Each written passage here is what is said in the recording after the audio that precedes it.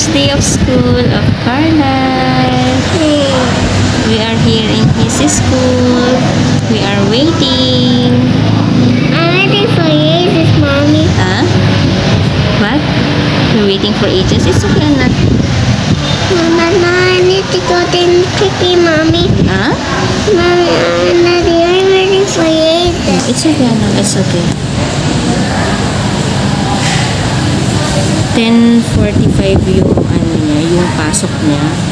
And anong oras na dad? 10:45 na? 10:50 na. Hi! Hindi kami nakapag-vlog. Today is Gray Carlisle's first day in school. And super excited ako. Hindi ako nakapag-vlog kanina.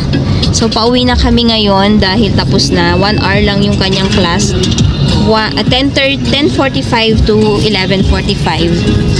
Sabi nung teacher niya, alam daw niya yung mga pinapakita niya. Ang topic nila is about fruits and vegetables. Kasi nga daw nutrition month ngayon. So, sabi nung teacher niya, sabi nung teacher niya siya lang daw nakaalam dun sa sa broccoli. So, ayun. Tapos tinanong daw siya nung teacher niya kung ano yung favorite fruit niya. Tinuro daw niya yung banana. Tapos tinanong sa akin ng teacher kanina.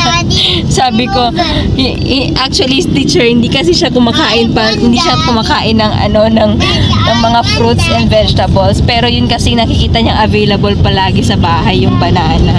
So, ayun. At saka yung the rest ng mga alam niya kasi mostly yung mga fruits and vegetable dahil nga pagka may available sa bahay, pinapakita ko talaga sa kanya. At saka yung mga pictures, ganun. Alam na niya talaga yan. Yung mga common lang, yung mga hindi common, yung lang siguro yung hindi niya alam.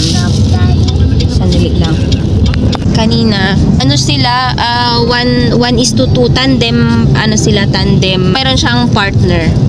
Nagbayad lang ako ng juice ko kanina. Meron kasi akong due date. Meron akong, due date na babayaran. Tapos kinuha ko yung mga orders and then bumili si daddy ng donut. Ang favorite naming donut.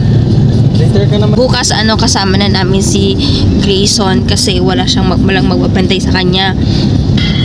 And then Saturday pakiusapan ko si mama na siya muna magbantay, is 1 hour lang naman. So ayun nga.